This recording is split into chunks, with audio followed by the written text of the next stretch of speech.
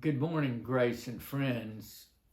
Today's sermon is entitled Balaam and His Talking Donkey, the Power of Blessing. Today I begin a series of sermons called Peculiar Treasures, Personalities from the First Testament.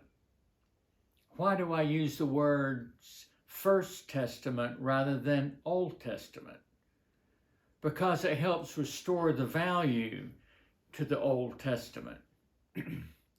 Many Christians use the phrase old to mean lesser. The most important decision of the second century church was to be a people of two testaments, not one. The first great heresy of the church came from a man named Marcion, a rich shipbuilder in the church at Rome, who wanted to throw out the entire Old Testament. The church said no. The Hebrew Bible, after all, was Jesus' Bible. Now to the phrase peculiar treasures. That's us, with the emphasis on both peculiar and treasure. In Exodus 19:5, King James Version, God says, "Ye shall be a peculiar treasure unto me above all people, for all the earth is mine." We are a peculiar people. Yes, we are, and treasured. And God uses peculiar people, even us, to bless the world. Now to Balaam and his talkative donkey. We could call this the Gospel of Mr. Ed, if any of you are old enough to remember the TV show about Mr. Ed, the talking horse. Or if you are younger, you might call it the Gospel of Shrek, with its talking donkey named Donkey.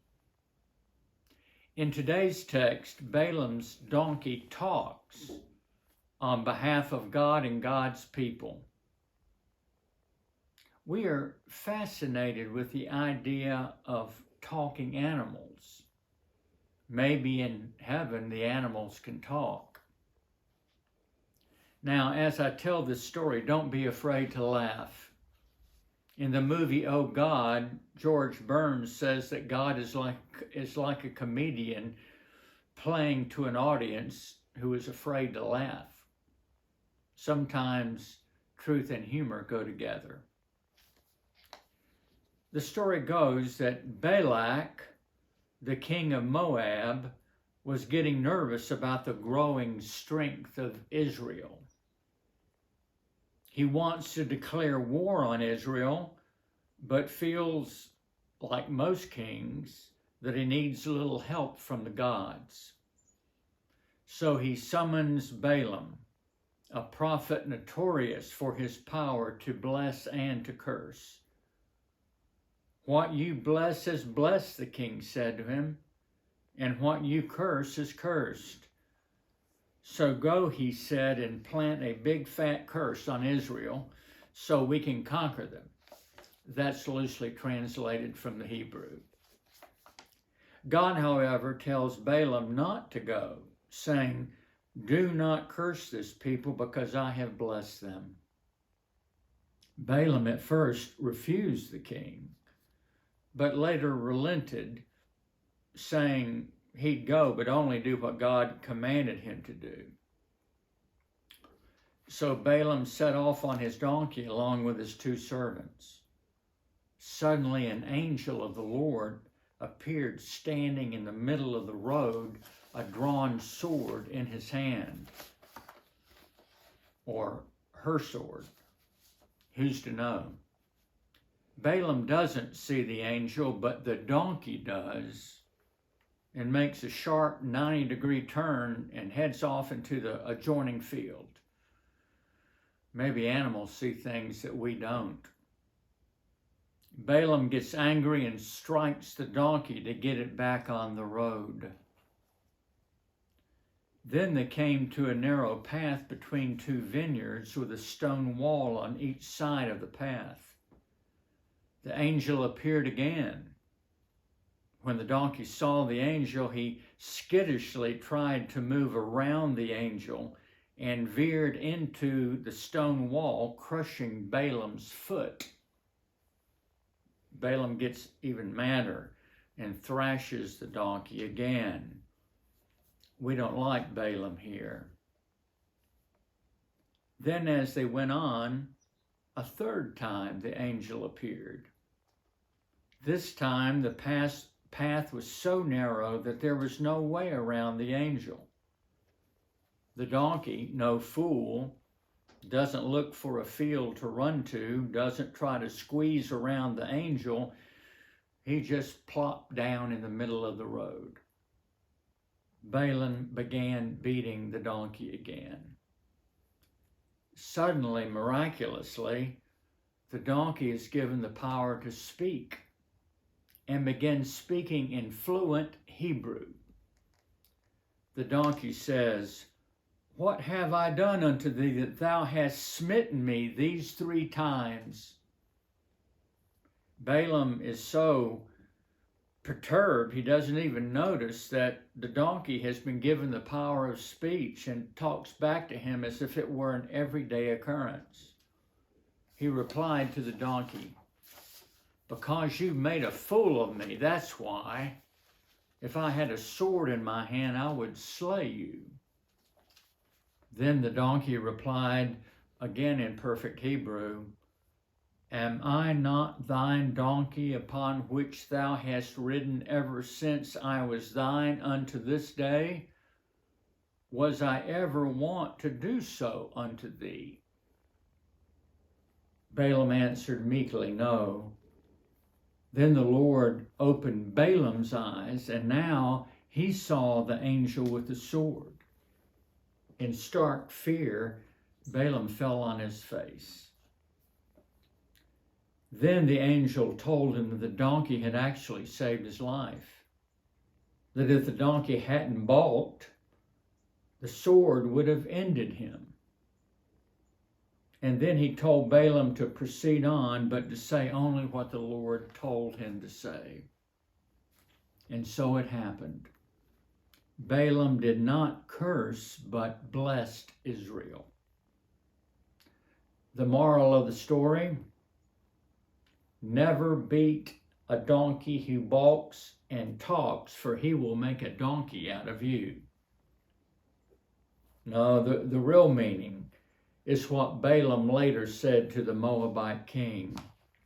"How can I curse what God has not cursed?" Balaam instead blessed Israel with the blessing God put in his mouth to say. God has blessed and is blessing the whole world and everyone in it. And we, God's peculiar people, are called to bless all people with God's blessing. We cannot, must not curse whom God has blessed. One of the most powerful things in the world is the power of blessing. And one of the most damaging things is to withhold blessing. In the Sermon on the Plains in Luke, Jesus says we are to bless everyone, even our enemies. Parents have the wonderful and terrible power to bless their children or withhold their blessing. Tragically, many withhold their blessing, often because they themselves have not been blessed by their parents. I think that we live with a predominant sense of being either the blessed child or the unblessed child. The Bible traces it all the way back to the beginning. Cain, believing his brother Abel was blessed and he was not, killed him. Or look at Jacob, the blessed, and Esau, the unblessed. And what about Joseph, who certainly thought he was the blessed son. And what about the daughters, so far down the line of being blessed? And what about the parable of the prodigal son? The younger son felt blessed enough to leave home and get out. The elder brother stayed home, feeling he had to earn his father's blessing and slaving to do so. But the father loved him too and said to him, "All that is mine is yours." God's desire is to bless all God's children, and that they experience this blessing. To the unblessed children of the world, we are called to bless them with the blessing God has given them. Love them with the blessing of God. When they've not experienced blessing in life, we give it to them. In short, we are called to welcome them to God's party of grace. Some believe there's no party. Others know there's a party but think they don't belong.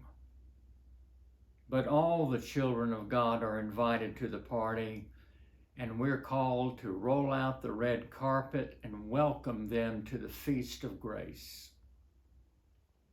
So let's go to one another.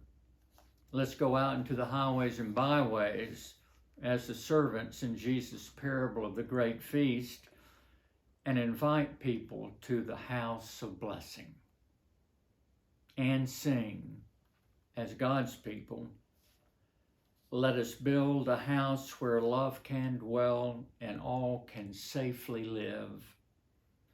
A place where saints and children tell how hearts learn to forgive. Built of hope and dreams and visions, rock of faith and vault of grace. Here the love of Christ shall end divisions.